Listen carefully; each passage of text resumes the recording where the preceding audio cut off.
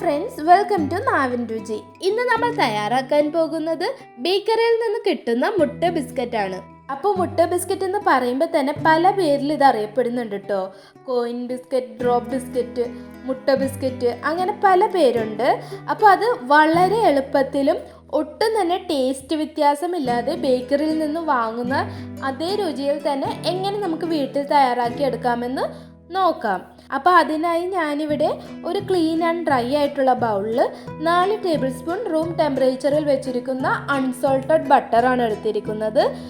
ഇപ്പോൾ നിങ്ങളുടെ കയ്യിൽ ബട്ടർ ഇല്ലെങ്കിൽ അതിന് പകരമായിട്ട് 4 ടേബിൾ സ്പൂൺ നെയ്യ് എടുക്കാവുന്നതാണ്. നെയ്യ് ഉരുക്കേണ്ട ആവശ്യമില്ല. ഇനി ഇതൊന്ന് ഒരു വിസ്ക് വെച്ചോ അല്ലെങ്കിൽ ഒരു ബീറ്റർ വെച്ചോ നന്നായി ഒന്ന് ബീറ്റ് ചെയ്തെടുക്കുക.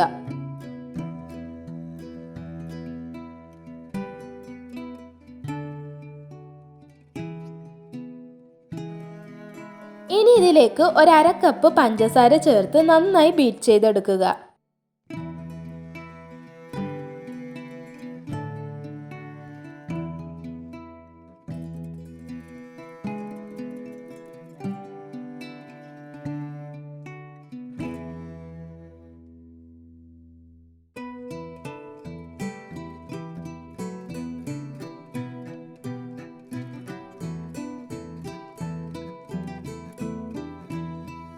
ഇനി ഇതിലേക്ക് 2 മുട്ട എടുത്തിട്ടുണ്ട്.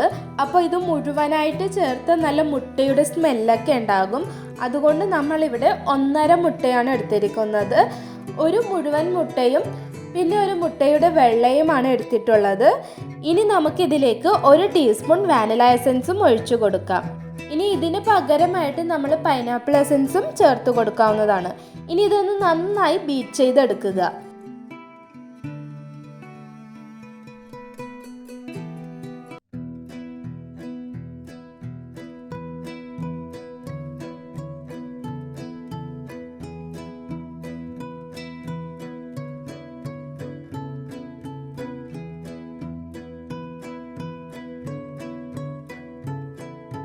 ഇനി നമുക്ക് ഇതിന് വേണ്ട യെല്ലോ കളർ കിട്ടാൻ വേണ്ടി യെല്ലോ ജെൽ കളർ ചേർത്ത് കൊടുക്കാം.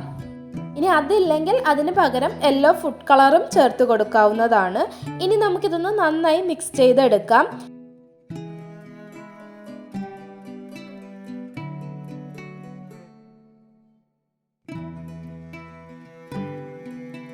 ഇനി നമുക്കിതിലേക്ക് ഡ്രൈ ഇൻഗ്രീഡിയൻസ് ചേർത്ത് കൊടുക്കാം. അതിനായി ഒരു അരിപ്പ വെച്ച് കൊടുത്ത് അതിലേക്ക് 1/2 കപ്പ് മൈദപ്പൊടി, 1 പിഞ്ച് ഉപ്പും 1/2 ടീസ്പൂൺ ബേക്കിംഗ് പൗഡറും 2 പിഞ്ച് ബേക്കിംഗ് സോഡയും ചേർത്ത് നന്നായി ഒന്ന് അരിച്ചെടുക്കുക.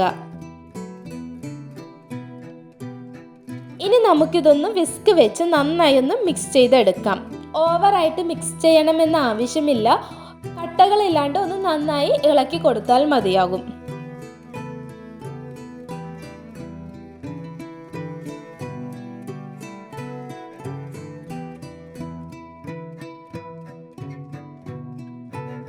ഇനി നമുക്കിതൊന്ന് പൈപ്പിംഗ് ബാഗിലേക്ക് ഒഴിച്ചു കൊടുക്കാം.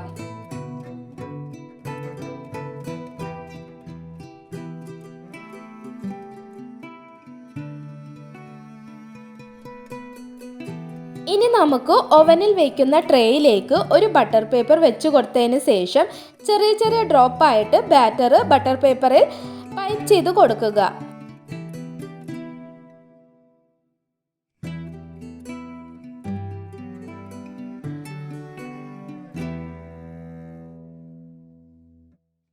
അങ്ങനെ ഇപ്പോൾ എല്ലാം പൈപ്പ് ചെയ്തെടുത്തിട്ടുണ്ട്.